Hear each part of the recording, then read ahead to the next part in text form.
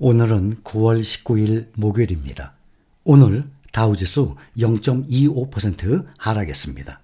S&P 500 0.29% 떨어져서 5,618입니다. 나스닥 종합지수 0.31% 하락했습니다. 17,573. 필라델피아 반도체 가장 많이 떨어졌어요.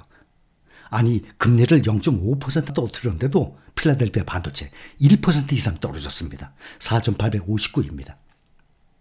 증시가 미국 연방준비제도 통화정책회의 결과 발표를 앞두고 보합권에서 혼재소로 시작을 했었습니다. 그러다가 미국 시간 오후 2시 0.5% 금리 인하 결정이 공개가 되니까 상승 탄력을 받아서 갑자기 급등했습니다. 다우지수, S&P 500지수 역대 최고 기록을 다시 또 썼어요. 최고 지수를 경신했습니다. 그런데 다시 지수들이 일제히 등락을 반복하는 롤러코스터 장세를 연출하면서 결국 마감 때는 경기 침체 우려가 다시 살아나면서 하락을 했습니다. 미국 중앙은행이 경기 둔화에 선제 대응하기 위해서 기준금리를 0.5% 빅컷을 단행했습니다. 예상보다 노동시장이 빠르게 식고 있다고 판단해서 선제 대응에 나선 것입니다. 그래서 FOMC 정례 회의를 열고 기준금리를 현재 5.5%에서 5%로 인하한다고 발표했어요. 2022년 3월에 기준금리를 올리기 시작한 이후 기준으로 보면 30개월 만에 피벗 통화정책 전환입니다. 코로나 이 팬데믹 때 위기 대응을 위해서 긴급하게 금리를 낮췄던 2020년 3월 이후 4년 반 만에 금리 인하입니다. 그래서 우리나라의 3.5%죠. 금리 차이가 상단 기준으로 종전에 2%에서 지금 1.5%로 줄어들었습니다. 미국 연준이 경기 침체나 금융위기 등의 이 급박한 상황이 아닌데도 대폭의 금리 인하를 내린 것이 이번이 처음입니다. 연방공개시장위원회 회의에 참여한 연준 위원 가운데 물가 상승 압력을 우려해온 미셸 보우먼 연준 이사 한 사람만 유일하게 반대표를 던졌습니다. 연준은 그동안 팬데믹 이후 치솟는 물가에 대응하기 위해서 2022년 3월부터 지난해 7월까지 금리를 22년 만에 최고 수준까지 공격적으로 끌어올렸습니다. 이후 8차례 연속 동결을 하면서 긴축 정책을 유지해 왔습니다. 이렇게 공격적인 이 금리 이 상단 5.5%까지 있는데도 불구하고 주가는 계속 꾸준히 우상향을 했죠. 바로 실적, 매출과 이익이 계속 늘어나기 때문에 주가가 계속 비례적으로 올라가고 있던 것입니다. 팬데믹으로 인한 긴급 금리 인하를 제외를 하면 연준이 0.5%의 이 공격적인 인하를 한 것은 지난 2008년 세계 금융위기 때죠. 그때가 마지막이었습니다. 연준의 이번 금리 0.5% 정격 인하 결정은 인플레이션을 잡기 위한 긴축 통화 정책에 사실상 마침표를 찍은 것이다 라고 생각이 듭니다. 시장에서는 페드 발표를 두고 예상 밖의 과감한 결정이라는 반응이 나오고 있어요. 8월 물가, 고용 지표를 보고 페드의 9월 금리 인하를 점쳤는데 0.25% 인하에 그칠 것으로 내다봤기 때문입니다.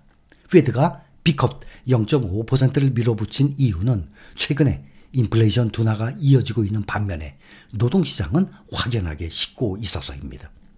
8월에 미국의 소비자물가지수 CPI 상승률이 2.5%로 3년 반 만에 가장 낮은 수준으로 떨어졌습니다. 반면에 미국의 8월 이 비농업 부문 신규 고용이 전월보다 14만 2천 명 늘어나면서 시장 예상치 16만 4천 명 증가를 크게 밑돌았어요. 7월의 비농업 부문 신규 고용은 기존에 11만 4천 명 증가해서 8만 9천 명 증가로 6월의 수치는 17만 9천 명 증가해서 11만 8천 명 증가로 대폭 하향 조정을 했습니다. 점도표를 보면 페드는 올해는 이번 달을 포함해서 1% 인하, 내년에도 1% 인하할 전망이에요.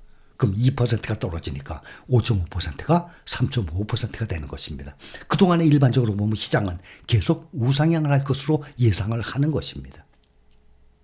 오는 11월과 12월에 각각 0.25%씩 인하를 하고 내년에는 분기별로 0.25%씩 4번이니까 1% 인하할 것으로 관측이 되는 것입니다.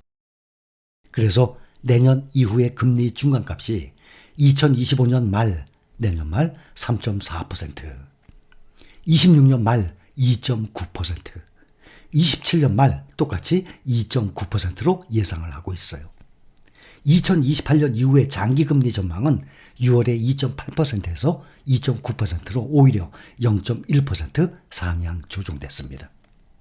이와 함께 연준은 올해 실질 국내 총생산 GDP 성장률을 2%로 예상을 하고 6월에 발표한 2.1%에서 0.1% 낮췄습니다. 연말 실업률은 4.4%로 예상을 해서 6월 예측치에는 4%였어요. 이거보다 0.4% 높였어요. 연말의 개인 소비 지출 PCE 물가 상승률 예상치는 6월에 2.6%에서 2.3%로, 연말의 근원 PCE 물가 상승률 예상치는 6월에 2.8%에서 2.6%로 각각 하향 조정했습니다. 근원 PCE 물가 상승률은 변동성이 큰 식료품과 에너지 품목, 이거 제외한 거죠. 제외한 물가 상승률입니다.